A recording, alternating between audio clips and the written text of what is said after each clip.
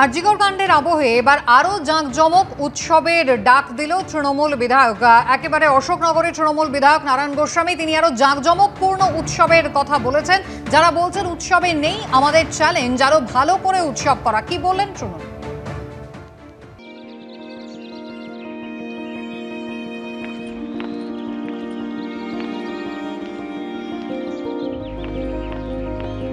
যারা বলছেন উৎসবে আমরা নেই, আমাদের চ্যালেঞ্জ হচ্ছে উৎসবটা জেলায় গত বছর যা হয়েছে তার থেকেও ভালো করে শৃঙ্খলা পরায়ণভাবে আরো ভালো করতে হবে।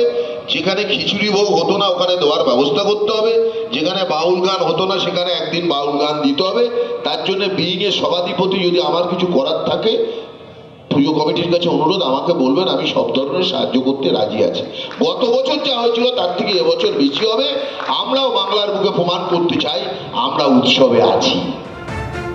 একাধিক পুজো কমিটি যখন ইতিমধ্যেই সরকারি অনুদান প্রত্যাখ্যান করছেন, বলছেন এবারে শুধুই পুজো কোনো উৎসব নয়, তখন নারায়ণ গোস্বামী আরও জাঁকজমক করে উৎসব করার ডাক দিচ্ছেন।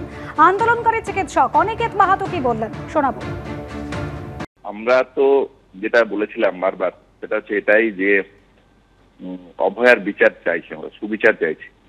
তাহলে এই যে এবং সারা ভারতবর্ষ সহ সারা বাংলার মানুষ যে আকুণ্ঠ সমর্থন জানিয়েছে এই বিচারের, ন্যায় বিচারের প্রসঙ্গে সংগঠিত যে আন্দোলন, শান্তিপূর্ণ যে আন্দোলন, তাহলে সেই জায়গা থেকে সাধারণ মানুষ চেয়েছে যে অবিলম্বে বিচার হোক।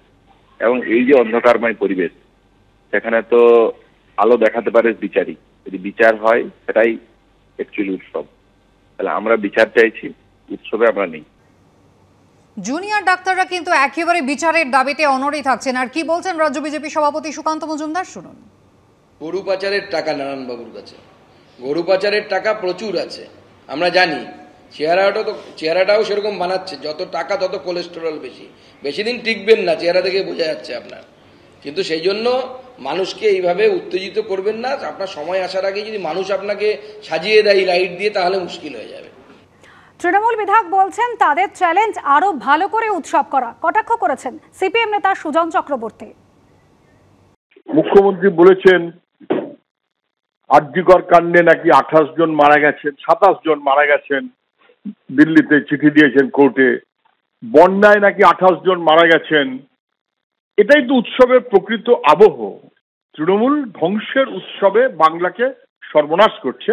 ফলে ধ্বংসের উৎসবের মধ্যেই কার্যত বাংলাকে নিয়ে যাওয়ার আবহে তৃণমূলের নেতা নারায়ণ গোস্বামী। গোটা বাংলার মানুষ বুঝছেন যে সর্বনাশ হয়ে যাচ্ছে বাংলা। শিক্ষাক্ষেত্র ধ্বংস, স্বাস্থ্যক্ষেত্র ধ্বংস, নীতি মূল্যবোধকে ভাঙা হচ্ছে প্রতিদিন, যুবক রোজ রাস্তায়। এটাই তো উৎসবের আসল সময়। নারায়ণ গোস্বামী তার যা ফান্ড আছে সেই ফান্ড পুরোপুরি ব্যবহার করবেন উৎসবের জন্য। উনি আহ্বান দিয়েছেন, উনি আরো বড় নেতা হবেন, মুখ্যমন্ত্রী ঘনিষ্ঠ হবেন।